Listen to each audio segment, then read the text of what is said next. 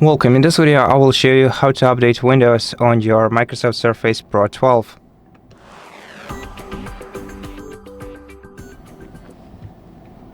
To do that, first make sure that you have a stable Wi-Fi connection. Go to Start menu, open Settings from here, then open Windows Update menu on the sidebar. Tap Check for Updates right here and let your device check for updates. If it finds any required updates, it will download them automatically.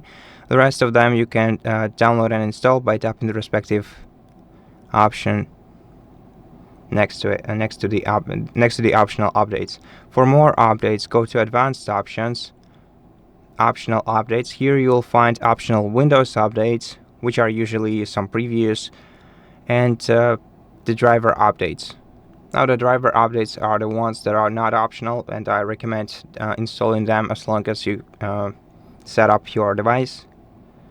Once the updates are finished installing, you will have to restart your tablet to apply changes from most of them.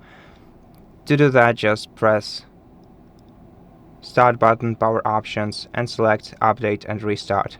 And that's it. Thank you for watching this video. If it helped you, please consider subscribing to our channel, leave us a like and a comment below, and I'll see you in the next one.